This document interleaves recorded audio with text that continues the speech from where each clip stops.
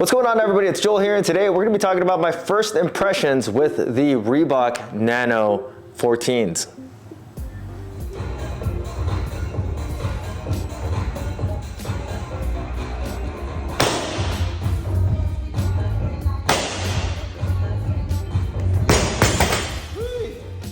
All right, so the Nano 14s just got announced today. It's January 8th, and they officially launch on the 11th at 9 p.m. Pacific Standard Time. If you're on the East Coast, then that's gonna be 12 a.m., so you're gonna get it on the 12th. But I live in California, so we're gonna go with 9 p.m.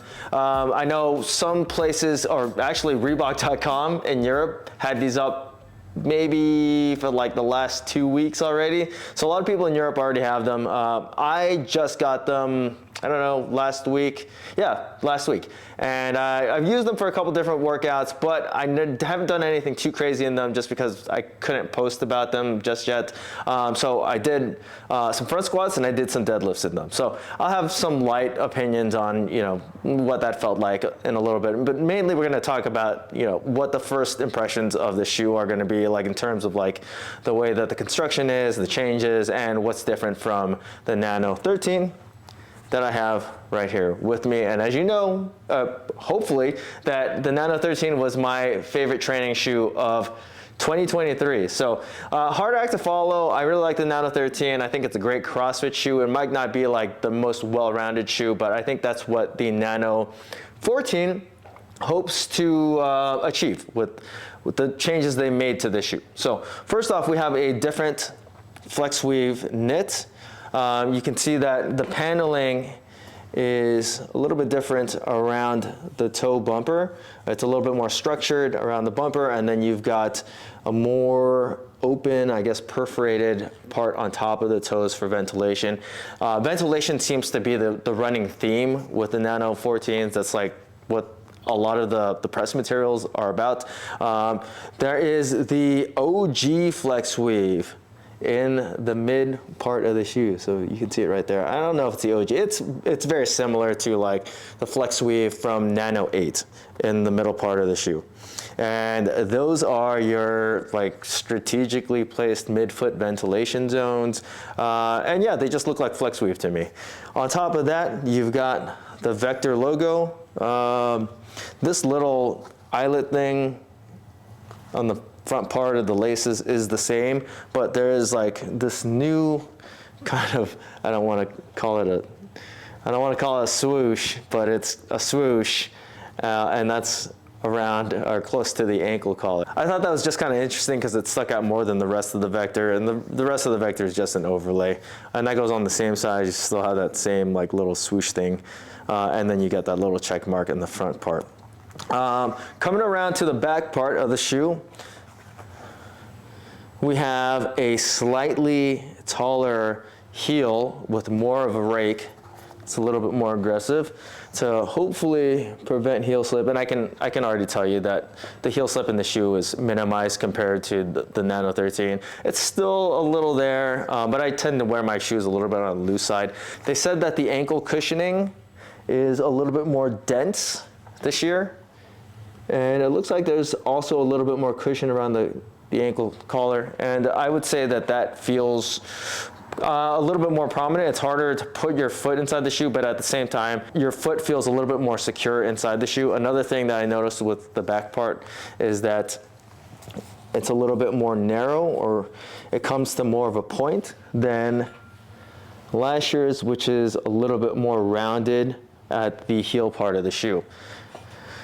The tongue on this shoe has kind of like a weaved material as well, and that's different than, I should just keep these up, and that's different than the material that they had on the Nano 13s, which didn't really bother me. But one thing that I think a lot of people are really gonna like about these ones is that the tongue is now gusseted, so it doesn't slide around side to side. The laces are the exact same laces, which I don't really have an issue with because I thought they stay tied pretty well. The lift and run chassis is supposed to be redone. I think it's redone for more stability, which I had no issues with stability in the previous one, but then the heel clip around it is more streamlined and it's cut down compared to last year's, where last year's kind of had this, you know, this part higher around the heel. This year's just kind of has this little part right back here. And then the area that it's at is the same. It's like right here where the circle is, where the vector is. It does come through the side the same way, so it goes all the way down towards the midfoot of the shoe, or towards the metatarsals of the shoe. What I really like about this particular colorway, and this is the Launch Blaze Orange colorway, is that the outsole has like a flake to it. It's speckled, looks pretty cool. I'm not typically an orange kind of guy, but I do like this colorway. I like it more than I thought I was gonna like it. When I saw it in like pictures, promotional images, I wasn't a huge fan of it, but seeing it in person, it looks really nice. Another thing I think a lot of people are gonna really like with this is that the insole, and I really like this about this shoe, is that the insole, while it's the same thing, they have a more textured mesh that is on top of the insole, so it's not super slippery like the Nano 13s was. Otherwise, it's an anatomically molded insole. It's actually pretty good, besides the fact that the Nano 13 had a really slippery insole. This still has Float Ride Energy foam, and you've got the carrier foam on the outside. Can't really tell on any of these. I guess you can kind of tell right here in the outsole. So there's Float Ride Energy, and then that's pretty much it. And I had no issues with the Float Ride Energy from last year, but I will say that this year it feels like there is more of it. There's a softer underfoot feel with the Nano 14, and it is noticeable. If you were to put both of the shoes on, the Nano 14s definitely feel like there's more foam there. But what I did notice also is that there's kind of like there's foam all the way up into the very front of the shoe, and then it kind of just like drops off right at the very, very front. So it kind of feels like there's a little gap under your toes. It's a little distracting, but I don't think it really detracts too much from anything you want to do. The toe contact, like as far as getting ground contact, it's not any different than with the Nano 13, so the toe spring angle feels pretty much the exact same, so it's not hard, or you don't get pitched forward in the 14s. It still has the 7mm drop. That I don't think is going away anytime soon, and it's something that I've learned to deal with. And for certain movements, like Olympic weightlifting movements, I actually tend to gravitate more towards the Nano 13 than other shoes, just because I get the mechanical advantage, and they were really stable shoes. So like I said before, the lift and run chassis is not something that I noticed just yet. I've only done lifts, so I can't really say that's any more flexible or any less flexible. It doesn't feel any less stable, I guess, to me, and I guess that's what they were trying to heighten with the 14. But it's only been like 2 workouts, so I can't really say too much about that just yet. One thing that I really like about the Nano 14s is that they weigh considerably less. So I was wearing a size 10 Nano 13, and that weighed in at 13.6 ounces. Fairly heavy. That was one of my main complaints with the 13s, was that they were heavy and they weren't that flexible. So they kind of felt a little clunky. With the Nano 14s, I got these in a size 10.5. I had to size these up, 10.5. And the 10.5 weighs in at 12.9 ounces. So that's even with going up in size. And these are they are larger shoes. They're actually larger than the 13s.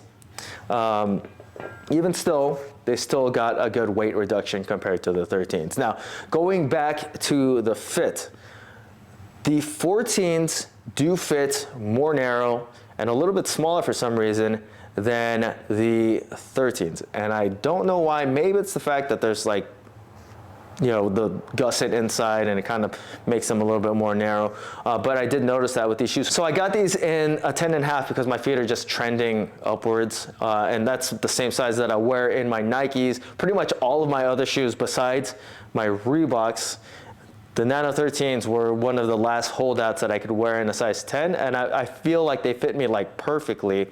But all the special editions of the Nano 13, I actually had to go with the 10.5 as well, which is why I did the 10.5 and the Nano 14s, and they fit me like perfectly. Even though I think that they're a little bit more narrow than the 13s, I still think these fit me well. I don't have particularly wide feet, so even though they are a little bit more narrow, it doesn't really bug me. One thing I recommend you do when you get your 14s in is just go ahead and take the laces and loosen them all the way up, and then put your foot in and then tighten them up depending on how wide your foot is. It should accommodate them a little bit better, but the midfoot seems to be pretty much identical with the Nano 13s.